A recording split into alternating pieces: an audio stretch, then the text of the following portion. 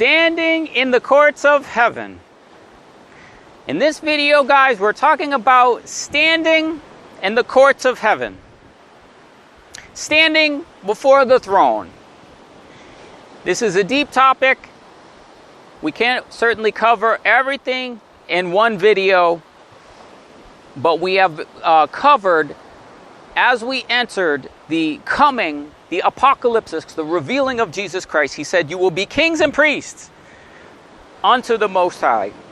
So we have a whole playlist, if you're interested, on this subject called the House of David. In the House of David, we go through the various orders of how to be a king or priest.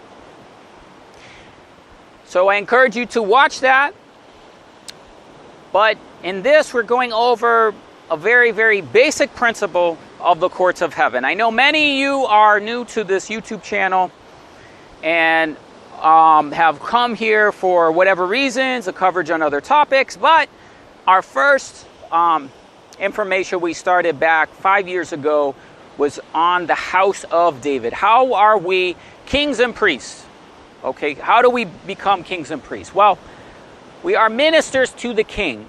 As ministers to the king, we must know the procedures. We must know how to stand before Yahweh. Now, the idea of standing before Yahweh is a whole message in itself. And I'll put a comment in the video on the various verses on standing before Yahweh. You'll see that this is what all the priests and prophets did. Okay. So, as we stand before Yahweh, we stand before court settings. Okay? Court settings in heaven. It's not on the earth, the stuff we're talking about, guys. There is a supreme court which is above all this earth. Now, once we enter this, these are judicial proceedings, usually accompanied by angels. Now, again, we have a whole playlist called The Lamb Reigns 1,260 Days. We go over various court settings as it relates to the angelic orders, okay? So, the 4 living creatures, the 24 elders, etc. All right? And they explain various proceedings. We're going to go over the most basic of these proceedings in this message that hopefully you will understand. These concepts are very deep, very far beyond the information we're sharing in this video, but we're giving you the basics so that you can do this. So that you can understand the world that's happening around you is a court case, okay? If you study the things around the throne in the Bible, it's all court cases, okay? Judicial things. Now, the most basic one we're going to talk about in this video is Zechariah chapter 3. If you're not familiar with it, what I encourage you to do is pause this video right now. Open your Bible and read Zechariah chapter 3. Read it slowly. Go through it step by step. We are going to go through it, not in all its steps. We're going through the basics so you can understand how you can do this. Okay. Pause the video. Read Zechariah chapter 3. Hopefully you did that, but if not, let's get into it. Zechariah chapter 3 is a court case, a court setting. It says in Zechariah 3, I believe it's verse 7, if you will walk in my ways, if you will keep my paths, then you will judge my courts. You'll be part of my courts. So this chapter, Zechariah chapter 3, is a court setting. The angel is protesting, admonishing Joshua, the high priest. Now, Joshua, the high priest, in this example, is one of the 2 witnesses. Zechariah chapter 4 is Zerubbabel, the other of the 2 witnesses. Okay? Yet, Joshua is Yehoshua, salvation. So the testimony of the Lamb is Yehoshua. Okay, so think of Yehoshua also as the Lamb, the testimony of the Lamb. And as we present ourselves before Yahweh, okay, And you might ask yourself, well, Leland, how do I present myself in heaven? You know, we're on the earth.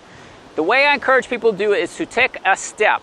So stand and then take a step and say, Yahweh, I present myself before you. I present myself in the courts of heaven. I present myself before you. Judge me. Okay? Judge me. Now, Psalm 26, judge me, you know, and teach me your ways. Now, the wicked and the sinners, they don't want judgment. They don't want to appear before the judgment seat of Christ because they're criminals. Criminals don't want to be judged because they're guilty. They know they're guilty. The righteous want to be judged. The righteous want to appear before the throne. The righteous want to stand in the courts of heaven.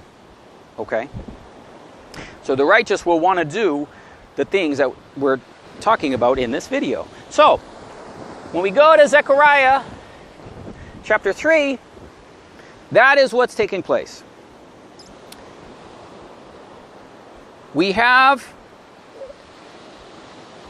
the high priest standing. Now, the high priest standing is like the Day of Atonement. In the Day of Atonement, the high priest would come. He would prepare himself several days. The 10 days of awe, he would prepare himself and he would come before the Holy of Holies. He would come before the Ark of the Covenant. Okay? But in Zechariah 3:1, he showed me Yehoshua, the high priest, standing before the angel of the Lord. The angel of the Lord is the judge. Okay? So, I'm standing here. You are the judge, looking at me. Okay? I'm on your right side. Okay? And the adversary is on your left side. I'm facing you. And the adversary is on my right side. Okay? This is just like the courts on earth. You have the defendant standing here. And the accuser on the right side of the defendant. See that? The high priest standing before the angel of the Lord and standing. And Satan standing to his right hand to resist him. And this, of course, is what we see as well in Psalm 109, verse 6. Set a wicked man over him. A wicked man is the accuser. The accuser of our brethren is cast down. Well, the wicked is over on the right side with Satan. Set a wicked man over him. Let Satan stand at his right hand. Okay, so Satan stands in the courts of heaven at the right side, okay, of the defendant. And then we face the judge. So the angel of the Lord is the judge, where you are facing me. Okay? So, then we have, in Zechariah 3, this whole setup of a court setting. The courts of heaven. The courts before the throne of Yahweh. And Yahweh said to Satan, Yahweh rebuke you, O Satan. Even Yahweh has chosen Jerusalem. So, what is happening here? Yahweh has chosen Jerusalem. Now, chosen here is elect. Okay? This is Hebrew, but if we were to look at it in the New Testament, this is the word eklektos. Many are called, few are chosen. Okay? It's a remnant. Jerusalem. To the Church of Philadelphia, the name New Jerusalem on their foreheads. What's that? The crown. We'll see that in a second. But Yahweh rebuke you, O Satan. Even Yahweh that has chosen Jerusalem. Rebuke you. Is not a brand plucked out of the fire. So, this is the fire. The trial. The court case. Okay? So you must be tried by fire. Think it not strange concerning the strange fire, the strange fiery trial, okay, at the coming of Jesus Christ. You will go through a time of trial just before his appearing, okay? It's a time of trial, guys. Is not this the brand plucked out of the fire? Now Yehoshua was clothed with filthy garments and stood before the angel or the judge. Okay, so you can see I'm putting on something representing the filthy garments. What are the filthy garments? The filthy garments is the old man. Okay, just the other day, we had the time period where Aaron dies. Aaron dies on the first day of the 5th month. That's the old man. That's the old man, the old ways of doing things, the old evil, wicked ways that we all have before Christ, okay? And this whole thing we can see as well in Colossians chapter 3. Let's go to Colossians chapter 3, and we'll see it talking about these garments being clothed, okay?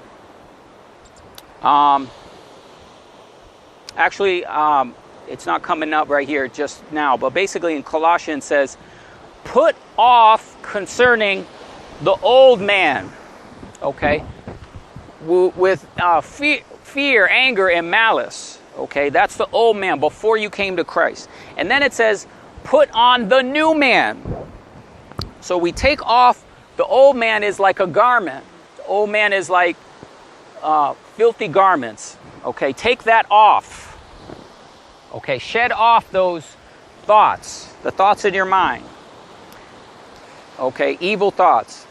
Take off the old man. Then it says, put on Christ, who is elect. Eklektos, chosen. Remember we saw chosen Jerusalem. Put on the elect, the beloved. Well, what is that? You put on Christ. We put on Christ like a mantle. And we can see that right in Zechariah chapter 3. Now Joshua was clothed with filthy garments and stood before the angel, and he answered those that stood by.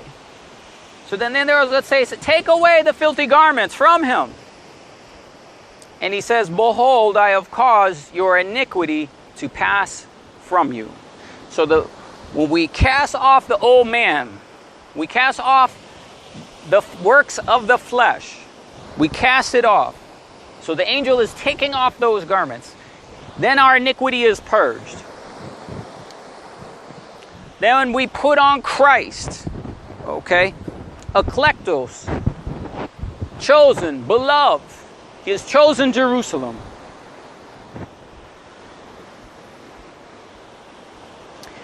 Take off the filthy garments and clothe him with a change of garments. Now this garment is a robe of state. And it's a mantle that goes on top of your garments like this. Okay. And he said, let a fair mitre upon his head. So then what you have is you have a garment, but then you have a mitre. Okay. And then it says, let a fair mitre be placed upon his head. Now, I'm not sure how well this is all working on video, but basically what the high priest had is he had a bonnet, a turban, okay, and there was a plaque on it that said, holy unto Yahweh. So actually the way the Arabs, wear their garments, it's actually quite similar to what the priests wore in the scriptures, okay? So what do we have? We have a mitre, a turban, but this represents a crown and a garment. So it's also a garment. Okay. So let a change of raiment, a change of robe, a mantle, okay, and a bonnet. So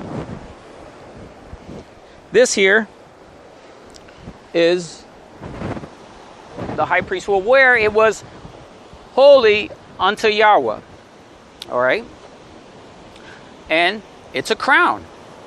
So they set a fair mitre upon his head, and they clothed him with garments. And the angel of the Lord, Yahweh, stood by. Then the angel of Yahweh protested unto Yehoshua and said, if you will walk in my ways, if you will keep my charge, then you will judge my house, and you will keep my courts. Everything we're talking about here is the courts of heaven in Zechariah chapter 3. Can you see that? So, we come before the courts. We come before Yahweh. We need a change of raiment. We need a change of garments. Take off the filthy garments. Take off the old man. And receive the change of garments. And if you will walk in my ways and keep my charge, then you will judge my house. and keep my courts, and I will give you places to walk among those that stand by. Now, as we told you before, if you're interested in those that stand by, are the various angelic courts. Even the apostles have a courtroom. The 12 apostles will sit on 12 thrones, judging the 12 tribes of the children of Israel. That's a court. Okay. These are those that stand by. And if you're interested in that, please watch The Lamb Reigns 1,260 days. Hear now, O Joshua, high priest, you and the fellows that sit before you. So this is Joshua. And the fellows that sit before him is the man-child. They are men wondered at. For behold, I will bring forth my servant the branch. For behold, upon one stone will be 7 eyes. Okay. On one stone will be 7 eyes. So, the 7 eyes is the 7 spirits of God. Okay. It is also the 7 churches. The 7 churches also have things related to the crown, related to the garments. Okay. Now, let's look at the book of Revelation and walk through some of the churches and the importance of this garment. Smyrna. Now, how the 7 churches work is there's 7 councils in the year. Someone just asked me the other day, Leland, what is the blue number 2 on the calendar? It is the church of Smyrna. We just completed the church of Ephesus. It's 7 weeks. It goes from Pentecost. The week after Pentecost, you count 7 weeks. That is the council of Ephesus. Even in that council, it's the trial. There's a trial. There's a court case, okay, of pseudo-apostles. So the church of Ephesus judged those that said they were apostles but are not. Okay, that's a court case. So each one of those 7 churches is a court case. And in many of them it says repent. It also says things are rewarded or given. And it says to Smyrna, be thou faithful unto death, and I will give you a crown of life. To the church of Sardis, you have a few names, even in Sardis, the 5th church, which have not defiled their garments. They shall walk with me in white, for they are worthy. He that overcomes the same will be clothed in white raiment. Can you see that from Zechariah chapter 3? The change of garments, the defiled garments, okay, the white garments. To the church at Philadelphia, behold, I come quickly, hold fast what you have, that no man take your crown. Laodicea, you're naked. I counsel of you, redeem from me gold, tried in the fire, in the court, okay, in the altar, tried in the fire, that you may be rich, and you have white raiment, that you may be clothed, that the shame of your nakedness does not appear. Revelation chapter 6, verse 11, the 5th seal, the souls that cry out from the altar, from the furnace, from the trial of fire, that love not their lives unto death. Lord, when will you avenge us? You avenge our blood. And he said, white robes were given to them. Okay.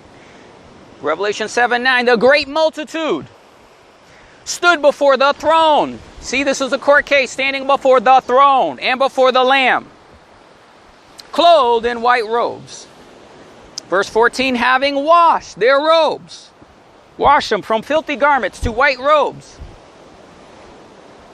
and made them white in what? The blood of the Lamb. It's the testimony of the Lamb, guys. Revelation 9, verse 17, the breastplate, okay, on the army, again, like the priest, the breastplate of fire, jacinth, and brimstone.